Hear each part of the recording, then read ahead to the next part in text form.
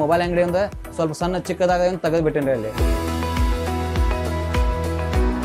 ಮೊದಲು ಕಾಂಪ್ಲೆಕ್ಸ್ ನೋಡಬೇಕು, main road point ನೋಡಬೇಕು, ಜಾಗ ನೋಡಬೇಕು. ಜಾಗದಿಂದ ಸಣ್ಣ ಪ್ರಮಾಣದ ಮ್ಯಾಕ್ಸಿಮಮ್ 2 ಲಕ್ಷದಿಂದ 3 ಲಕ್ಷ ರೂಪಾಯಿ ಬೇಕಾಗುತ್ತೆ. ಈಗ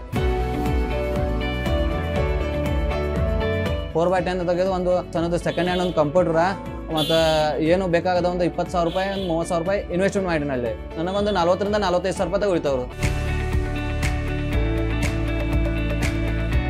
ಮೊಬೈಲ್ ರಿಪೇರಿ ಮಾಡ್ತಾ ಕಸ್ಟಮರ್ ಪರಿಚಯ ಜಾಸ್ತಿ ಆಯಿತು. ಜಾಸ್ತಿ ಆಗಿ 2002ರಲ್ಲಿ ನಂದು ಇವತ್ತಿನ ಒಂದು ವರ್ಷಕ್ಕೆ ಟರ್ನ್ ಓವರ್ 4ರಿಂದ 5 ಕೋಟಿ ಬಿಸ್ನೆಸ್ ಇದೆ ಈಗ.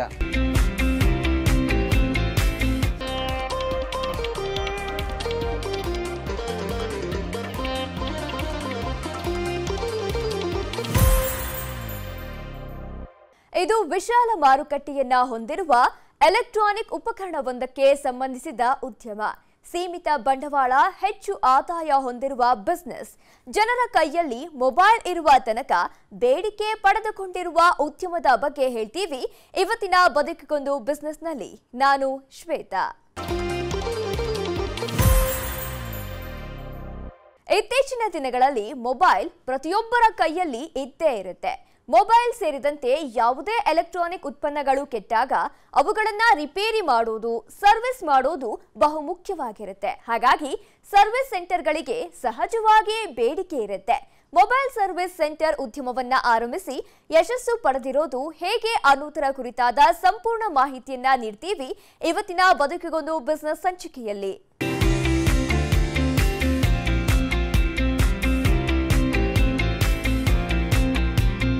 ಇತ್ತೀಚಿನ ದಿನಗಳಲ್ಲಿ ನವೋದ್ಯಮ ಕ್ಷೇತ್ರ ಹೆಚ್ಚಿನ ಮಟ್ಟಿಗೆ ವಿಸ್ತಾರವಾಗ್ತಿದೆ. ತಂತ್ರಜ್ಞಾನ ಕ್ಷೇತ್ರದಲ್ಲಿ ಪ್ರಗತಿ ಆಗುತ್ತಿದ್ದಂತೆ ಇನ್ನೊಂದು ಉದ್ಯಮಕ್ಕೆ ಆ ಬದಲಾವಣೆ ನಾಂದಿಯಾಗುತ್ತದೆ. ಹಾಗಾಗಿ ಹೊಸ ಉದ್ಯೋಗಗಳು ಸದಾ ವ್ಯಾವಹಾರಿಕ ಕ್ಷೇತ್ರಕ್ಕೆ ಕಾಲಿಡುತ್ತಲೇ ಇರುತ್ತದೆ. ಈ ಕಾರಣಕ್ಕಾಗಿಯೇ ಉದ್ಯಮ ಕ್ಷೇತ್ರ ಎಂದಿಗೂ ತನ್ನ ಹೊಸತನವನ್ನೇ ಕಾಯ್ದುಕೊಂಡಿರುತ್ತದೆ. ಹೊಸ ಪ್ರಯೋಗಗಳು ಈ ಉದ್ಯಮದಲ್ಲಿ ನಡೆಯುತ್ತಲೇ ಇರುತ್ತದೆ.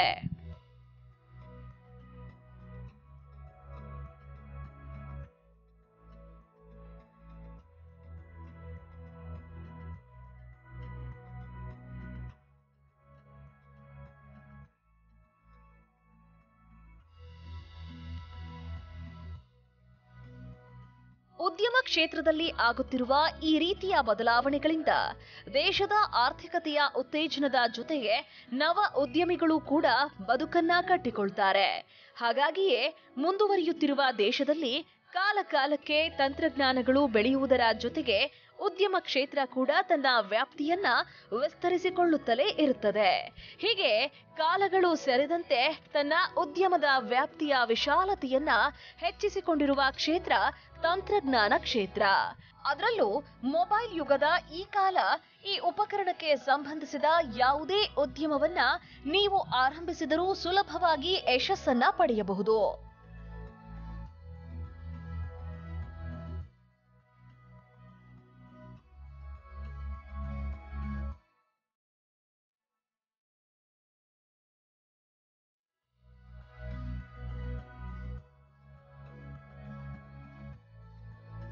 ಈಗ ಪ್ರತಿಯೊಬ್ಬರ ಕೈಯಲ್ಲಿಯೂ ಸ್ಮಾರ್ಟ್ ಫೋನ್ ಇರುತ್ತೆ.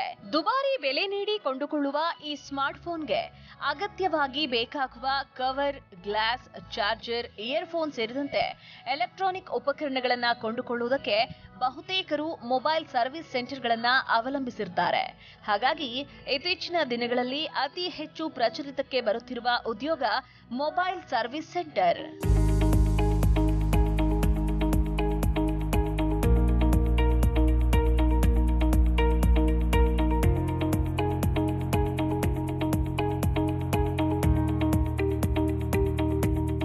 ಮೊಬೈಲ್ಗೆ ಬೇಡಿಕೆಗಳು ಹೆಚ್ಚಾಗ್ತಾ ಇದ್ದಂತೆ ಈ ಉದ್ಯಮದ ಪೂರಕ ಎನ್ನುವಂತೆ ಮೊಬೈಲ್ ಸರ್ವಿಸ್ ಸೆಂಟರ್, ರಿಪೇರಿ ಶಾಪ್ಗಳಂತಹ ಹೊಸ ಉದ್ಯಮಗಳು ವ್ಯವಹಾರ ಕ್ಷೇತ್ರಕ್ಕೆ ಲಗ್ಗೆ ಇಟ್ಟಿವೆ. ಯಾವುದೇ ಒಂದು ಎಲೆಕ್ಟ್ರಾನಿಕ್ ವಸ್ತುಗಳನ್ನ ಕೊಂಡುಕೊಳ್ತೇವೆ ಅಂದ್ರೆ ಕಾಲಕಾಲಕ್ಕೆ ಅವುಗಳ ಸರ್ವಿಸ್ ಮಾಡ್ತಾ ಇರಬೇಕು. ಹಾಗಾಗಿ ಕೇವಲ ಎಲೆಕ್ಟ್ರಾನಿಕ್ ಉತ್ಪನ್ನಗಳು ಮಾತ್ರವಲ್ಲ, ಅವುಗಳ ಸರ್ವಿಸ್ ಸೆಂಟರ್ಗೂ ಬೇಡಿಕೆ ಇರುತ್ತದೆ. ಅದರಲ್ಲೂ ಸ್ಮಾರ್ಟ್ಫೋನ್ನಂತಹ ಅತಿ ಹೆಚ್ಚು ಡಿಮ್ಯಾಂಡ್ ಪಡೆದುಕೊಳ್ಳುತ್ತಿರುವ ಎಲೆಕ್ಟ್ರಾನಿಕ್ ಉತ್ಪನ್ನದ ಸರ್ವಿಸ್ ಸೆಂಟರ್ಗೆ ಕೊಂಚ ಹೆಚ್ಚೇ ಡಿಮ್ಯಾಂಡ್ ಇರುತ್ತದೆ.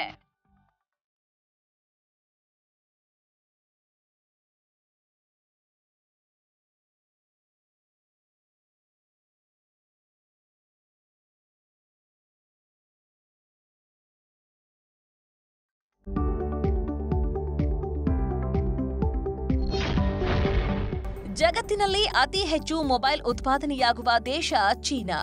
ಚೀನಾದ ನಂತರದ ಸ್ಥಾನ ಭಾರತಕ್ಕಿದೆ. ಭಾರತ ಮೊಬೈಲ್ ಫೋನ್ಗಳ ಉತ್ಪಾದನೆಯಲ್ಲಿ ಜಗತ್ತಿನ 2ನೇ ಅತಿದೊಡ್ಡ ರಾಷ್ಟ್ರ. 2022ರ ಆರ್ಥಿಕ ವರ್ಷದಲ್ಲಿ ಭಾರತದಿಂದ 5.27 ಕೋಟಿಯಷ್ಟು ಮೊಬೈಲ್ ಫೋನ್ಗಳು ಉತ್ಪಾದನೆಯಾಗಿದೆ. ಆದರೆ 2021ರ ಆರ್ಥಿಕ ವರ್ಷದಲ್ಲಿ ಈ ಪ್ರಮಾಣ 2.33 ಕೋಟಿಯಷ್ಟಿತ್ತು. ಹಾಗಾಗಿ ವರ್ಷದಿಂದ ವರ್ಷಕ್ಕೆ ಉದ್ಯಮದಲ್ಲಿ ಏರುಗತಿ ಕಾಣುತ್ತಿದೆ ಅನ್ನುವ ಸಂಗತಿ ನಿಮ್ಮ ಅಂದಾಜಿಗೆ ಬರುತ್ತದೆ.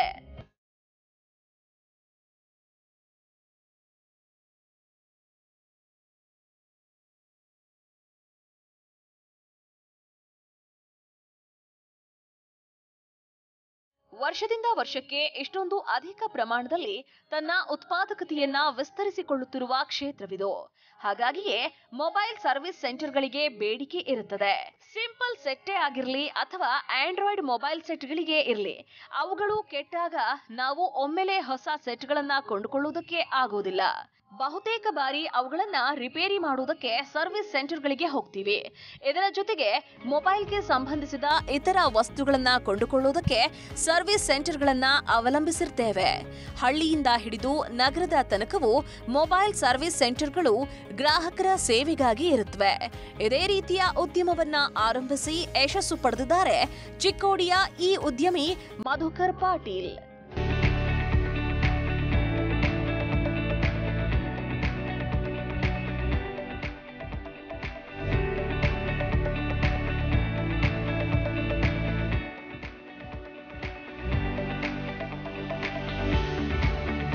ಮಧುಕರ್ ಪಾಟೀಲ್ ಮೂಲತಃ ಚಿಕ್ಕೋಡಿಯವರು.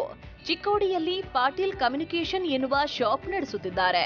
ಪತ್ರಿಕೆಯೊಂದರಲ್ಲಿ ಬಂದ ಜಾಹೀರಾತು ನೋಡಿಕೊಂಡು ಕೆಲಕಾಲ ತರಬೇತಿ ಪಡೆದುಕೊಂಡ ಬಳಿಕ ಮೊಬೈಲ್ ಸರ್ವಿಸ್ ಸೆಂಟರ್ ಉದ್ಯಮಕ್ಕೆ ಕಾಲಿಟ್ರು.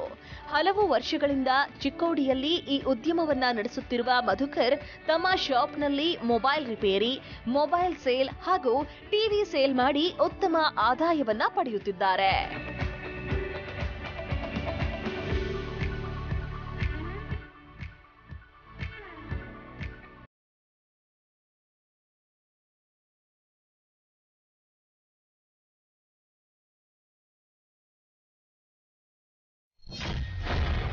ಎಷ್ಟು ಬಂಡವಾಳ ಬೇಕು ಉದ್ಯಮದ ಆರಂಭಕ್ಕೆ?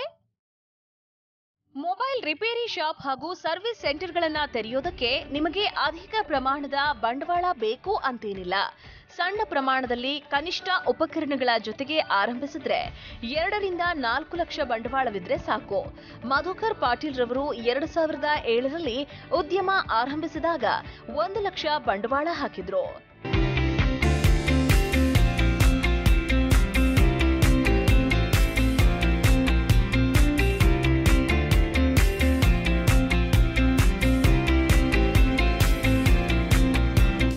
ನಿಮ್ಮ ಶಾಪ್ನಲ್ಲಿ ಕೇವಲ ಸೇಲ್ಸ್, ಸರ್ವಿಸ್ ಹೀಗೆ ಯಾವ ಸೇವೆ ನೀಡುತ್ತೀರಿ ಅನ್ನೋದರ ಮೇಲೆ ಉದ್ಯಮಕ್ಕೆ ಬೇಕಾಗುವ ಬಂಡವಾಳ ನಿರ್ಧಾರವಾಗುತ್ತದೆ. ಹಾಗಿದ್ರೆ ನೀವು ಈಗ ಈ ಉದ್ಯಮ ಆರಂಭಿಸೋದಾದ್ರೆ ಎಷ್ಟು ಬಂಡವಾಳ ತಗಲಬಹುದು ಅನ್ನೋದನ್ನ ಮಧುಕರ್ ಪಾಟೀಲ್ ರವರೇ ಹೇಳ್ತಾರೆ, ಕೇಳಿ. 2007ರಲ್ಲಿ ಬೇಕಾದ್ರೆ ಒಂದು 1 ಲಕ್ಷ ರೂಪಾಯಿ ತನಕ ಬೇಕಾಗುತ್ತದೆ. ಈಗಿನ ಜಮಾನ ನೋಡೋಕ್ಕಾದ್ರೆ 10 ಲಕ್ಷ ರೂಪಾಯಿ ಬೇಕಾಗುತ್ತದೆ. ಸಣ್ಣ ಪ್ರಮಾಣದಲ್ಲಿ ಮ್ಯಾಕ್ಸಿಮಮ್ ಒಂದು 2 ಲಕ್ಷದಿಂದ 3 ಲಕ್ಷ ರೂಪಾಯಿ ಬೇಕಾಗುತ್ತೆ. ಈಗ ಅವ್ನು ಸೇಲ್ಸ್ ಮಾಡಬೇಕಾದ್ರೆ ಒಂದು 5-6 ಲಕ್ಷ ರೂಪಾಯಿ ಬೇಕು. ಮತ್ತು ಸರ್ವಿಸ್ ಮಾಡಬೇಕಾದ್ರೆ 2 ಲಕ್ಷದಿಂದ 3 ಲಕ್ಷ ರೂಪಾಯಿ ಒಂದು ಮಾಡ್ಬೋದು. ಮೊಬೈಲ್ ಸರ್ವಿಸ್ ಸೆಂಟರ್ ಅಥವಾ ರಿಪೇರಿಯ ಈ ಉದ್ಯಮಕ್ಕೆ ದೊಡ್ಡ ಪ್ರಮಾಣದ ಅನುಮತಿ ಏನೂ ಬೇಕೆಂದಿಲ್ಲ. ಆದ್ರೆ ಈ ಶಾಪ್ಗಳನ್ನ ಆರಂಭಿಸುವಾಗ ನೀವು ಸ್ಥಳೀಯಾಡಳಿತ ಅಥವಾ ಕಾರ್ಪೊರೇಷನ್ಗಳಿಂದ ಅನುಮತಿಯನ್ನ ಪಡೆದುಕೊಂಡಿರೋದು ಕಡ್ಡಾಯವಾಗಿರುತ್ತದೆ.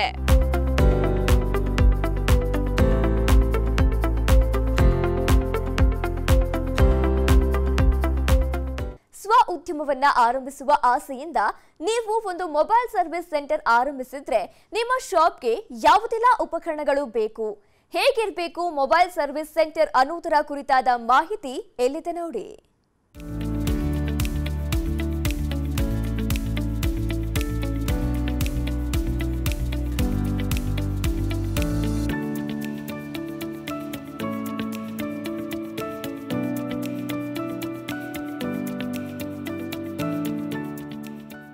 ಮೊಬೈಲ್ ಸರ್ವಿಸ್ ಸೆಂಟರ್ ಉದ್ಯಮಕ್ಕೆ ನಿಮಗೆ ದೊಡ್ಡ ಮಟ್ಟದ ಉಪಕರಣಗಳು ಬೇಕು ಅಂತೇನಿಲ್ಲ.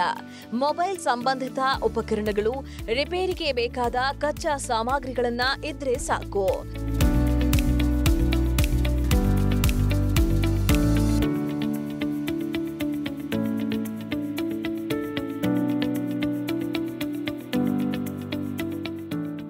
ಎಲ್ಲಾ ಕಚ್ಚಾ ಸಾಮಗ್ರಿಗಳು ನಿಮಗೆ ನಮ್ಮ ರಾಜ್ಯದಲ್ಲಿಯೇ ಲಭ್ಯವಿದೆ. ನೀವು ನಿಮ್ಮ ಶಾಪ್ಗೆ ಬೇಕಾಗಿರುವ ಉಪಕರಣಗಳನ್ನ ಬೆಂಗಳೂರು, ಹುಬ್ಬಳ್ಳಿ, ಬೆಳಗಾವಿ, ವಿಜಯಪುರ ಸೇರಿದಂತೆ ರಾಜ್ಯದ ನಾನಾ ಭಾಗಗಳಿಂದ ಖರೀದಿಸಬಹುದು.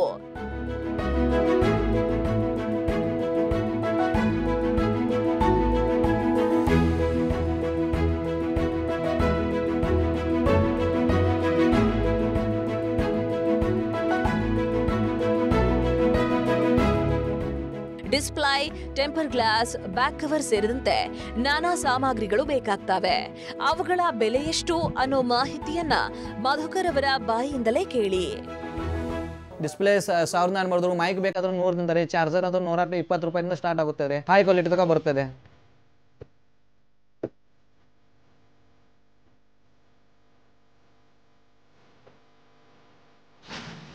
ಗ್ರಾಹಕರ ಜೊತೆ ಸಂವಹನ ಮುಖ್ಯ ಈ ಉದ್ಯಮಕ್ಕೆ.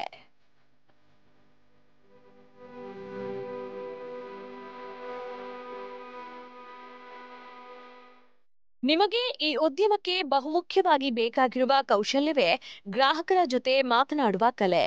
ಜೊತೆಗೆ ಗ್ರಾಹಕರ ಬಜೆಟ್ಗೆ ತಕ್ಕಂತೆ ನೀವು ಪ್ರಾಡಕ್ಟ್ಗಳನ್ನ ನೀಡಬೇಕು.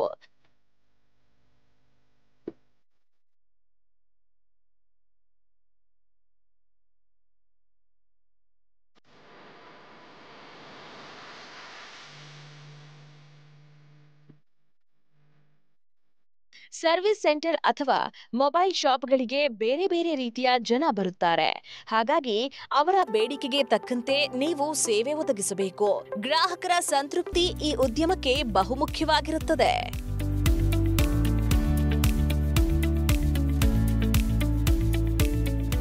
ನಮ್ಮ ಕಡೆ ಬಂದದ ಕಸ್ಟಮರ್ ಏನಿಲ್ಲ, ಹೆಂಗೆ ಖುಷಿ ಹೆಂಗೆ ಬಂದಿರ್ತಾ ಆ ಥರ ಹೋಗ್ಬೇಕು. ನಮ್ಮದೊಂದು ಪಟ್ಲಿ ಕಮಿಷನಲ್ಲಿ ನಮ್ಮದೊಂದು ಉದ್ದೇಶ ಐತ್ರಿ. ಅದ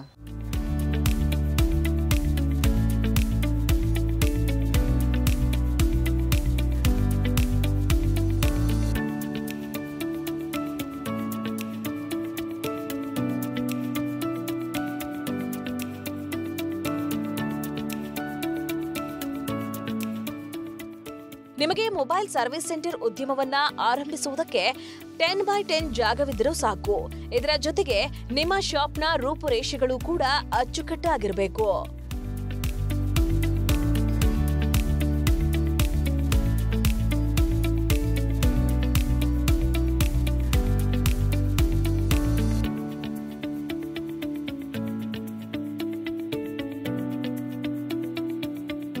ಯಾವುದೇ ಉದ್ಯಮವನ್ನ ಸಿದ್ಧತೆ ಇಲ್ಲದೆ ನಡೆಸೋದಕ್ಕೆ ಸಾಧ್ಯವಿಲ್ಲ.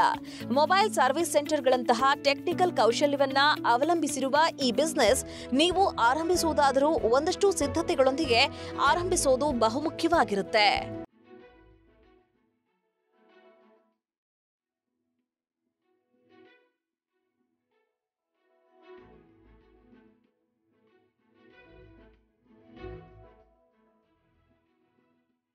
ಮೊದಲು ಕಾಂಪ್ಲೆಕ್ಸ್ ನೋಡಬೇಕು. ಕಾಂಪ್ಲೆಕ್ಸ್ ನೋಡಬೇಕಂದ್ರೆ ಮೇನ್ ರೋಡ್ ಪಾಯಿಂಟ್ ನೋಡಬೇಕು, ಜಾಗ ನೋಡಬೇಕು. ಜಾಗದಿಂದ ಆ ಏರಿಯಾದಾಗ ನಮ್ಮ ಬಿಸ್ನೆಸ್ ಆಗ್ತೈತೋ ಇಲ್ಲೋ ಅದು ನೋಡ್ಕೋಬೇಕು. ಆಮ್ಯಾಗ ಬಂಡವಾಳ ನೋಡ್ಕೊಂಡು ಮಾರ್ಕೆಟ್ ನೋಡ್ಕೊಂಡು ಮಾಡಬೇಕು ಬಿಸ್ನೆಸ್.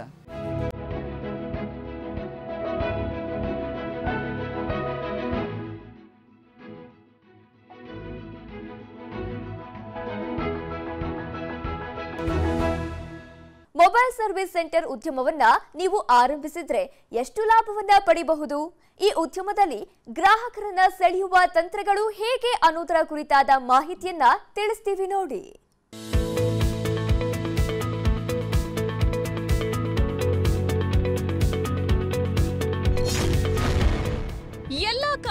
ಬೇಡಿಕೆ ಇದೆ ಈ ಉದ್ಯಮಕ್ಕೆ. ತಿಂಗಳಿಗೆ 40 ರಿಂದ 45 ಸಾವಿರ ಆದಾಯವನ್ನ ಪಡೆಯಬಹುದು. ಮೊಬೈಲ್ ಪ್ರತಿಯೊಬ್ಬರ ಬದುಕಿಗೆ ಇತ್ತೀಚಿನ ದಿನಗಳಲ್ಲಿ ತೀರಾ ಅವಶ್ಯಕ ಎನ್ನುವಂತಾಗಿದೆ. ಹಾಗಾಗಿ ಮೊಬೈಲ್ಗೆ ಸಂಬಂಧಿಸಿದ ಯಾವುದೇ ಉದ್ಯಮವನ್ನ ನೀವು ಆರಂಭಿಸಿದರೆ ಸಕ್ಸಸ್ ಪಡೆಯಬಹುದು. ಸರ್ವಿಸ್ ಸೆಂಟರ್ ಉದ್ಯಮವನ್ನ ನೀವು ಆರಂಭಿಸಿದರೂ ಕೂಡ ಲಾಭಕ್ಕಂತೂ ಕೊರತೆ ಇಲ್ಲ.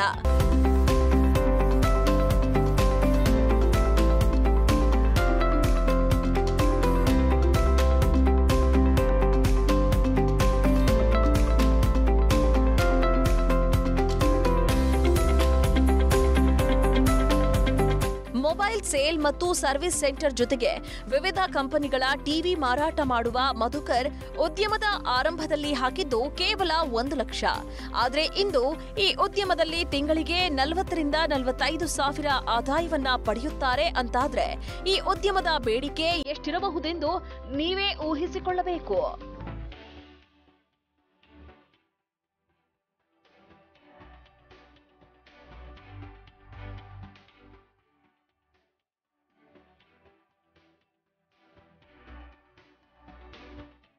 ಸಾಮಾನ್ಯವಾಗಿ ಮೊಬೈಲ್ ಸರ್ವಿಸ್ ಸೆಂಟರ್ ಉದ್ಯಮದಲ್ಲಿ ಕಡಿಮೆ ಬೆಲೆಯಿಂದ ದುಬಾರಿ ಬೆಲೆಯ ತನಕ ಮೊಬೈಲ್ಗಳು ಸಿಗುತ್ತವೆ. ಇನ್ನು ಎಲೆಕ್ಟ್ರಾನಿಕ್ ಪ್ರಾಡಕ್ಟ್ಗಳ ಕ್ವಾಲಿಟಿಯ ಮೇಲೆ ಅವುಗಳ ದರವನ್ನ ನಿಗದಿ ಮಾಡಲಾಗಿರುತ್ತದೆ.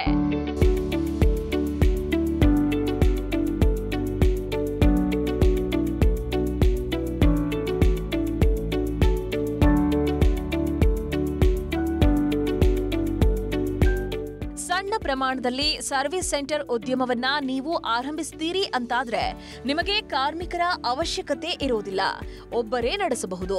ಆದ್ರೆ ದೊಡ್ಡ ಪ್ರಮಾಣದಲ್ಲಿ ಉದ್ಯಮವನ್ನ ವಿಸ್ತರಿಸಿದ್ರೆ ನಿಮ್ಮ ಅಗತ್ಯಕ್ಕೆ ತಕ್ಕಂತೆ ಕಾರ್ಮಿಕರನ್ನ ಬೇಕಿದ್ರೆ ಇಟ್ಟುಕೊಳ್ಳಬಹುದು.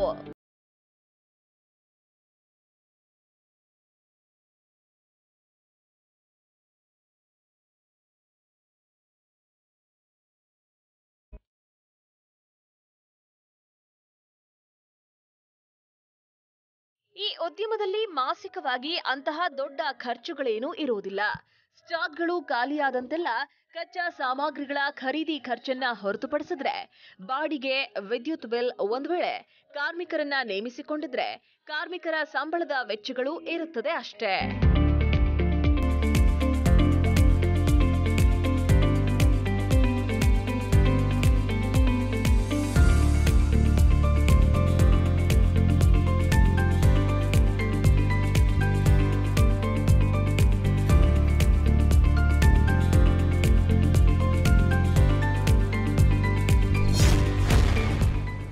ಪಬ್ಲಿಸಿಟಿಯೇ ಜೀವಾಳ ಈ ಉದ್ಯಮಕ್ಕೆ.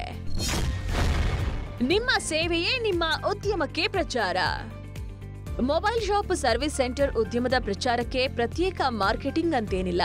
ನಿಮ್ಮ ಸುತ್ತಲಿನವರು, ಸ್ನೇಹಿತರೆ ನಿಮ್ಮ ಬಿಸ್ನೆಸ್ ಪ್ರಚಾರ ಮಾಡ್ತಾರೆ. ಅರ್ಥಾತ್ ಮೌತ್ ಪಬ್ಲಿಸಿಟಿಯೇ ನಿಮ್ಮ ಉದ್ಯಮಕ್ಕೆ ಜೀವಾಳ.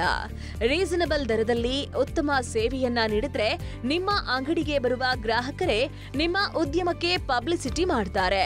ಗ್ರಾಹಕರನ್ನ ಸೆಳೆಯುವ ತಂತ್ರಗಾರಿಕೆ ನಿಮಗಿದ್ರೆ ನೀವು ಈ ಉದ್ಯಮದಲ್ಲಿ ಖಂಡಿತ ಯಶಸ್ಸನ್ನ ಪಡೆಯಬಹುದು.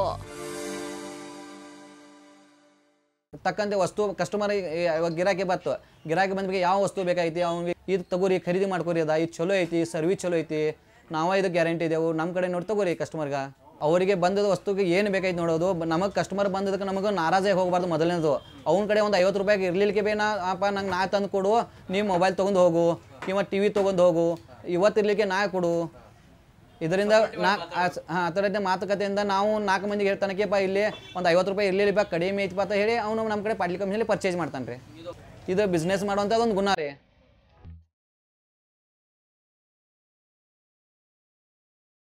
ಮೊಬೈಲ್ ರಿಪೇರಿಗಳ ಕುರಿತಾದ ತಾಂತ್ರಿಕ ಜ್ಞಾನ ನಿಮಗಿರಬೇಕು. ನಿಮ್ಮ ಶಾಪ್ಗೆ ಬರುವ ಕಸ್ಟಮರ್ಸ್ಗೆ ಶೀಘ್ರದಲ್ಲೇ ಸರ್ವಿಸ್ ನೀಡುವ ಸ್ಕಿಲ್ಸ್ ನೀವು ಕರಗತ ಮಾಡಿಕೊಂಡಿರಬೇಕು. ಜೊತೆಗೆ ನೀವು ಉತ್ತಮ ಸಂವಹನ ಕೌಶಲ್ಯವನ್ನ ಕಲಿತುಕೊಂಡ್ರೆ ಸಿಂಪಲ್ ಅಂಡ್ ಸ್ಕಿಲ್ ಬೇಸ್ಡ್ ಉದ್ಯಮದಲ್ಲಿ ಸುಲಭವಾಗಿ ಯಶಸ್ಸು ಪಡೆಯಬಹುದು.